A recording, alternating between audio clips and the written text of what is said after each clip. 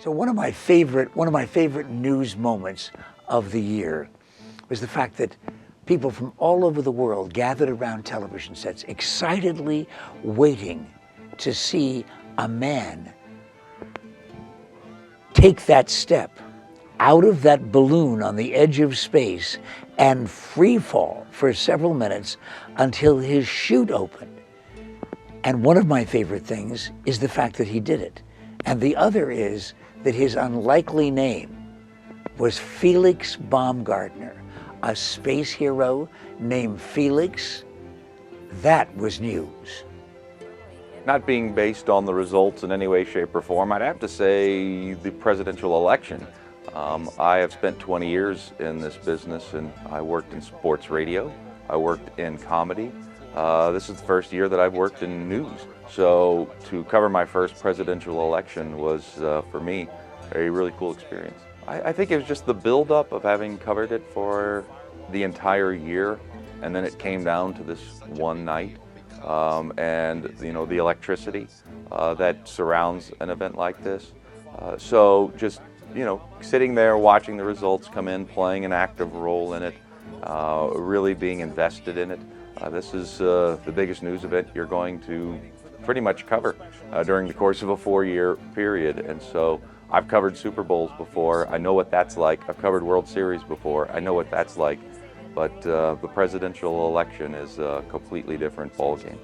The big story for me was this tour de force in pop culture called Gangnam Style by a South Korean singer named Psy, which is short for Psycho. Well, when the video first came out, I watched it, and I watched it, and I watched it again, and I couldn't figure out what it was about the song or the video that compelled me to hit the refresh button every single time it ended. And obviously I wasn't alone in watching this video. The video has over 900 million views on YouTube. It's topped the iTunes download chart in 31 countries and has made Psy an international star. Now, as the song became ubiquitous and everybody and their mom was watching or doing the dance, that signature dance move was performed by business leaders like Google's Eric Schmidt, political leaders like British Prime Minister David Cameron, and UN Secretary General Ban Ki-moon, who he actually called the song a force for world peace. Really? Really? Somehow I don't see the Taliban or the Al-Qaeda guys doing that dance move for world peace. But anyway, Psy's even met President Barack Obama and his family at a charity event, so you know he's legit now. And all of this because of a song about the horsey set of Seoul, South Korea. Who knew? Favorite moment of 2012? Geez, it seems to all have been dominated by the election, right? And I'm not a political junkie, so I guess that my favorite moment of 2012 would be, November 7th. Yes, the day after elections, when all of this stopped. Oh, wait. No, it didn't. They just started campaigning again for the next year. I don't know. 2012, and the moments, the stories that stick out to me were just weather related. I'm kind of a weather freak anyway. I like to watch it. I grew up in Tornado Alley in Kansas, and always, interested in the weather and what's going on. Severe drought in the Midwest, which was, affected my family at home, and so I was always watching that. And then Hurricane Sandy, which didn't affect me at all, but seeing the pictures and the devastation from that, and how long it takes people to recover from flood and storm surge, and it's just awful. So those, I think the weather stories of this year really stand out to me. One of the most fascinating things that I found out of 2012 was the growth of the music hit. Music's pretty important to my life, it always has been.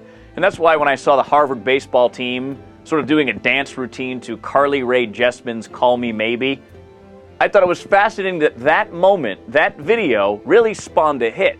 Because people I asked, when they saw that video, didn't know what song was associated with it. It was like, what song is that in the background? It turns out to be one of the biggest hits of the year 2012, and one that gets stuck in your head all the time with that, call me maybe.